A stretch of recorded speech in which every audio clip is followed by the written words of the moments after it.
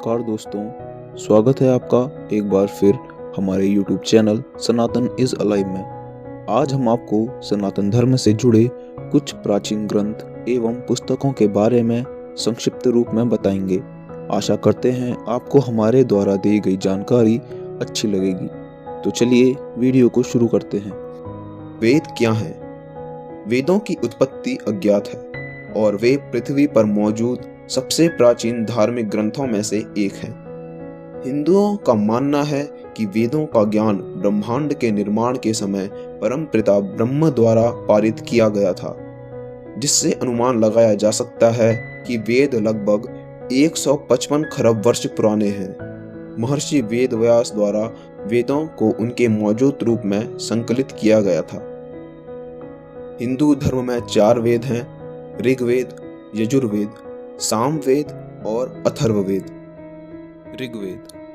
ऋग्वेद एक प्राचीन भारतीय धार्मिक पुस्तक है। सनातन धर्म में इस पुस्तक को 4 वेदों में से एक माना जाता है। यह दुनिया का सबसे पुराना धार्मिक लेखन है जो कि संस्कृत भाषा में लिखा गया है। ऋग्वेद हिंदुओं के लिए एक महत्वपूर्ण ग्रंथ है। इस ग्रंथ में मौजूद श्लोक प्रार्थना और धार्मिक सभाओं के दौरान कहे जाते हैं। इस श्लोक की उत्पत्ति के लिए कुछ लोग 4000 साल पहले की तिथि बताते हैं, जबकि वैज्ञानिक गणनाओं के आधार पर इसे 8000 वर्ष पुरानी कहा जाता है और कुछ गणनाएं इसे 10,000 साल पुरानी बताती हैं। ऋग्वेद को 10 पुस्तकों में विभाजित किया गया है, जिन्हें मंडल कहा जाता है। ऋग्वेद में मुख्य रूप से वैदिक देवताओं की प्रशंसा में श्लोकों को लिखा गया है, जिसमें अग्नि, इंद्र, मित्र, वरुण, सूर्य आदि देवता शामिल हैं। इन श्लोकों को ऋक कहा जाता है।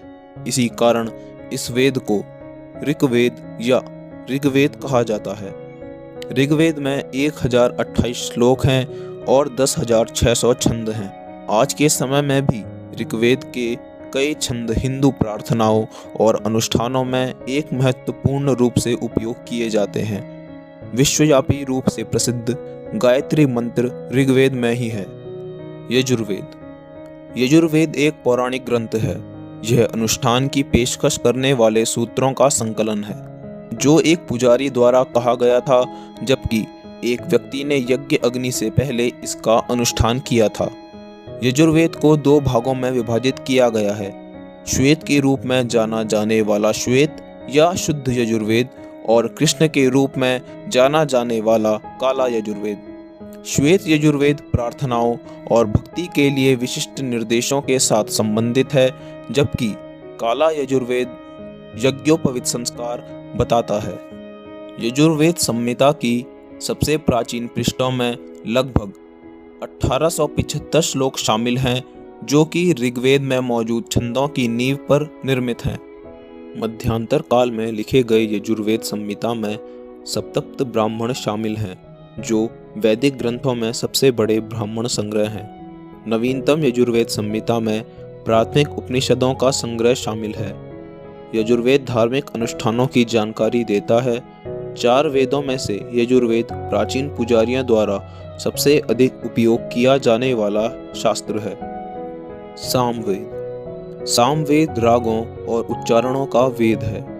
कहा जाता है कि सामवेद 1000 ईसा पूर्व के आसपास लिखा गया था। वहीं इसके कुछ भागों को 1700 ईसा पूर्व दिनांकित किया गया है। चारों वेदों में सामवेद सबसे छोटा वेद है।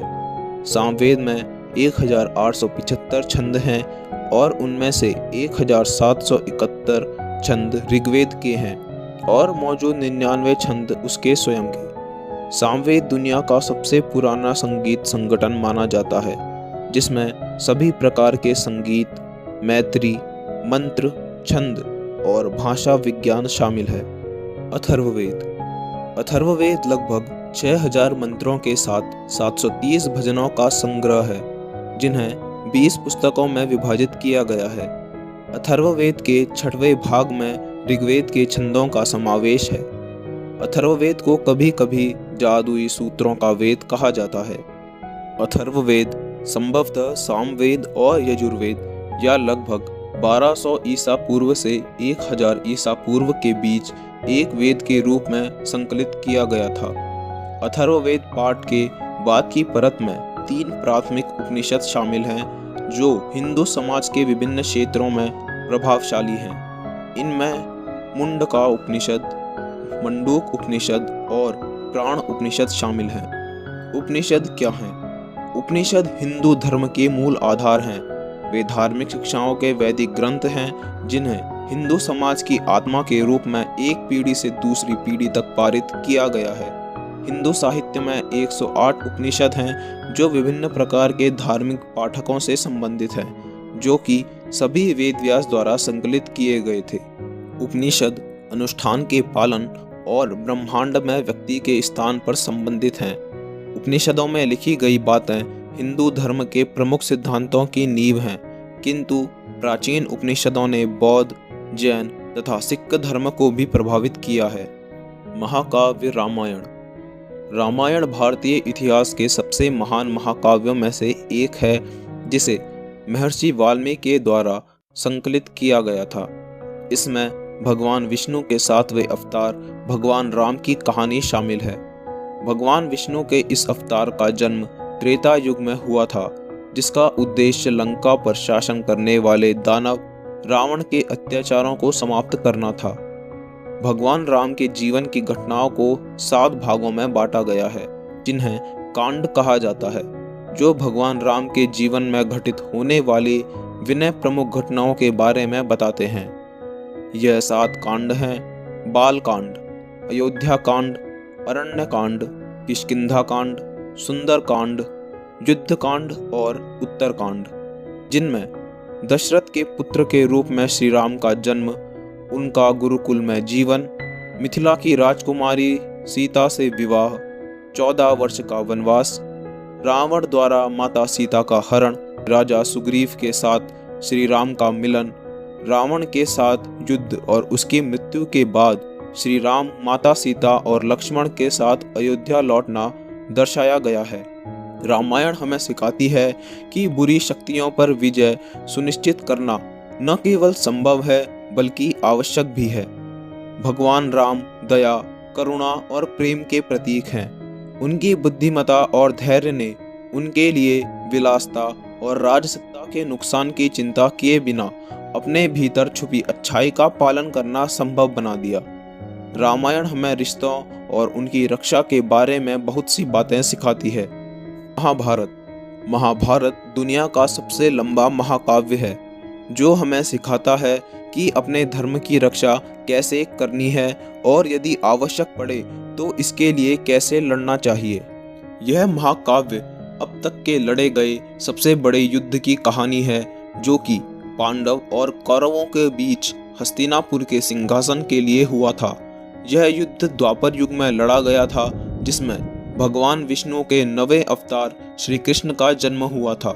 महाभारत की लड़ाई कुरुक्षेत्र के मैदान में लगभग 5000 साल पहले हुई थी।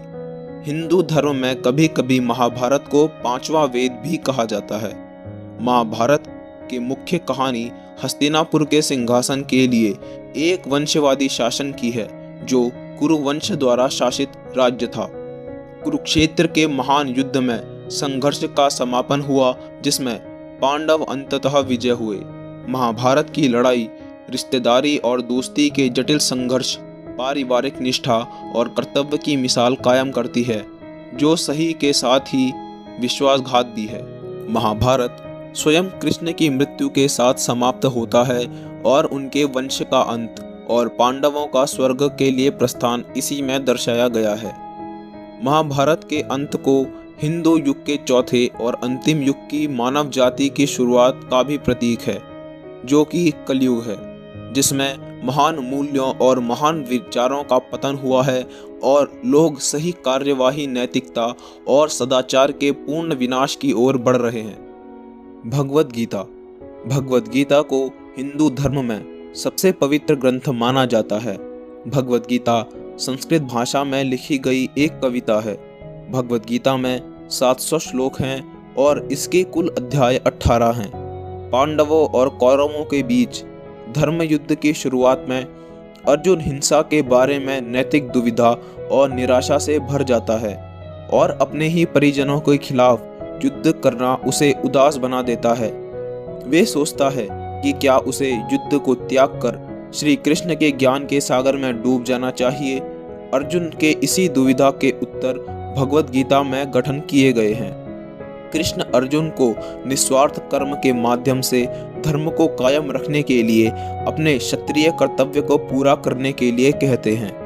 कृष्ण अर्जुन संवाद आध्यात्मिक विषयों की एक विस्तृत श्रृंखला के बारे में बताता है जो नैतिक दुविधा और दार्शनिक मुद्दों के ऊपर चर्चा करते हैं।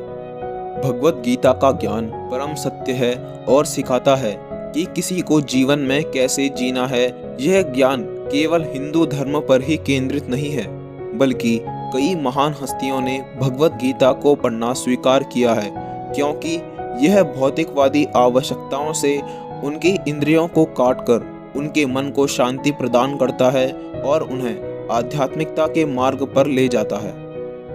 तो दोस्तों, आशा करते हैं कि आपको हमारे द्वारा बताई गई जानकारी अच्छी लगी होगी, और यदि आप आगे भी ऐसी ही सनातन धर्म से जुड़ी जानकारी पाना चाहते हैं तो हमारे चैनल को सब्सक्राइब जरूर कर लें और नोटिफिकेशन बेल को भी दबा दें ताकि हमारी आने वाली वीडियोस की जानकारी सबसे पहले आपको मिले।